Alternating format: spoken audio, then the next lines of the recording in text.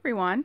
Today is May 31st. I actually tried to record a video a minute ago and it froze, so hopefully this goes better. Um, so things are going pretty good. I have to remember everything that I said a minute ago. I don't remember what I put in my last video, so from way before.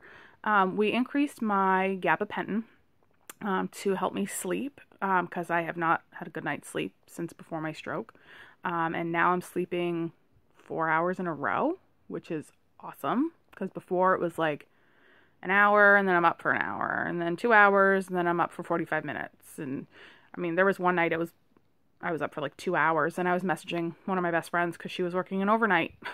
Thank goodness. But so now I am sleeping about 4 hours straight, and then I'm up for a little bit, and then I am back to bed for an hour or two, and then I'm up a little bit. So it's gotten better.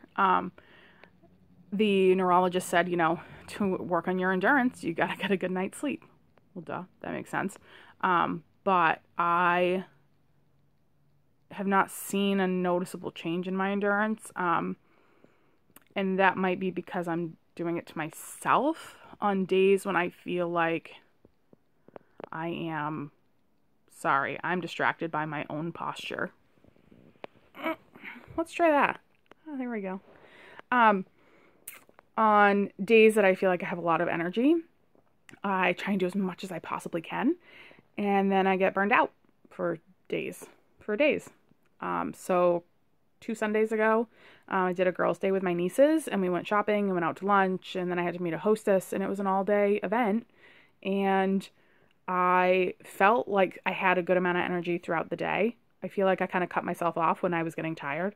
But I didn't recover for 4 days. It was awful. It's awful. I still feel like I haven't recovered. I've been exhausted for 2 weeks. So I don't know.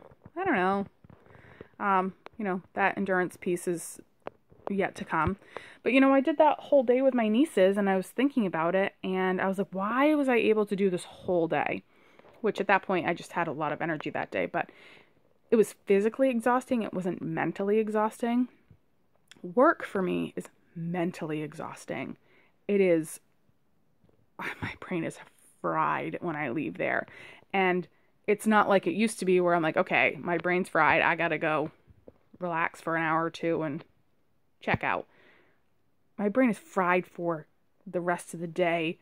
I have to leave before I can't drive because if my brain gets too fried, then I'm not going to be able to drive because it's too complex of a thought process for me to drive. So it's frustrating. I don't know where to go with that. I don't know. I am concerned that I will never be able to work to my full capacity again.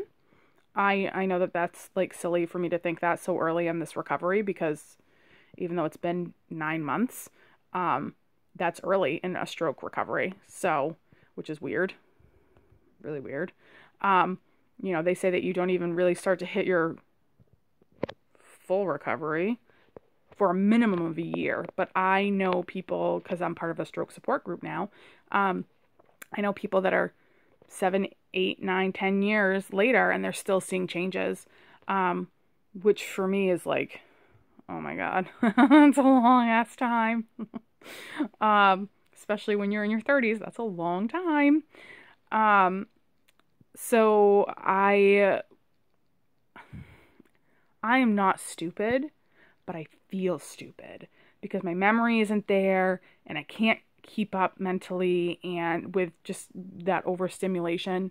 And my brain gets fried. I get just really burned out after a few hours of work, and because it's complex thought processes, and it's just hard for me now. And I'm not stupid by any means. It's just I feel that way sometimes because I can't function the way I used to. So, and there's that difference between it being mentally draining and physically draining. And now I've gotten to the point where I understand the difference for myself, which is kind of interesting. I can kind of tell when I'm getting mentally tired versus physically tired, which can help me a little bit. when I'm trying to, okay, now I need to go recover. I know what I need to do to get myself into that recovery mode. But when I just want to be at work, when I just want to work, you know, an extra 20 minutes, an extra hour or whatever, and mentally I can't, it's frustrating. Freaking frustrating. So that's where I'm at with that. That's been a frustration for a long time. You guys are probably sick of me saying that. On a good note, I was at physical therapy this week on Tuesday, and we've been working on a jog. And I jogged at a speed of 2.6, which used to be, you know, a slow walk for me. But I jogged at a 2.6 for 2 minutes. 2 minutes. For those of you that go to the gym and use the treadmill, do that. Jog at 2.6 for 2 minutes. That's what I just did. And I've been working up to that for 9 months. Now you can understand a little bit of my struggles. I encourage you to do that and let me know what you think. Because I started when I first started, I couldn't even get on the treadmill. And then after a couple months, once I was able to get on the treadmill, yes, it took me a couple of months to be able to get onto the treadmill. I was doing a speed of 0.6.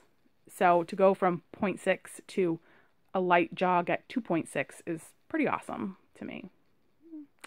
So I encourage you to go check out 2.6 on the treadmill. That's where I'm at. With that said, that jogging has actually helped me a lot with my walking.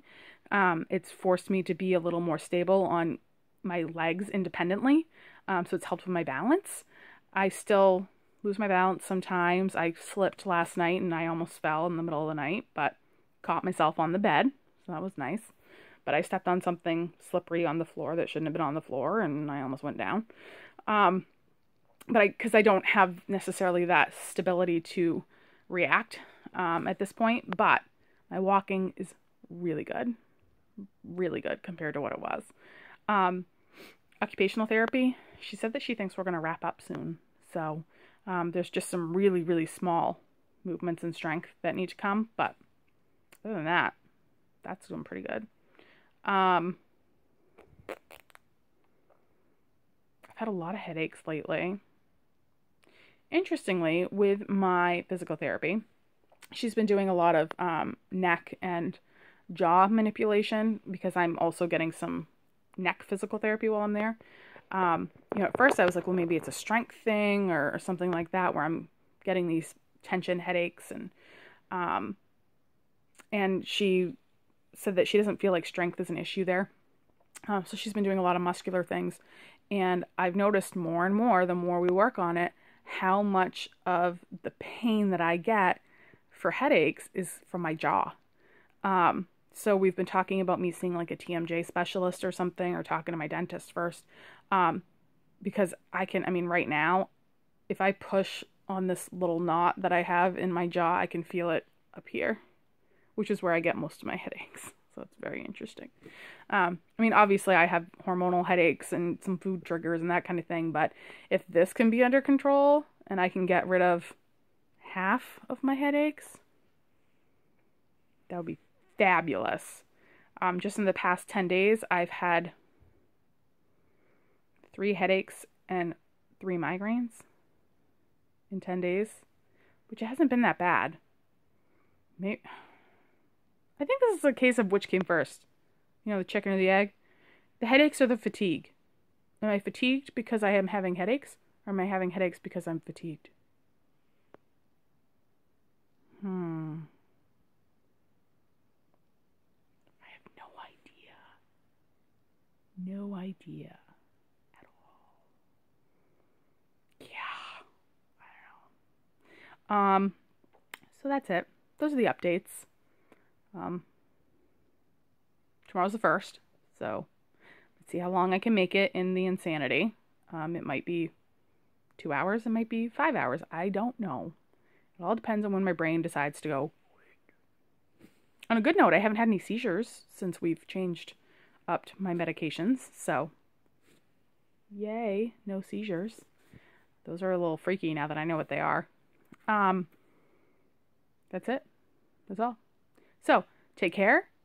I hope everyone's doing good. Well, let me know about that 2.6 on the treadmill. I really want to hear people doing it. Okay. Bye.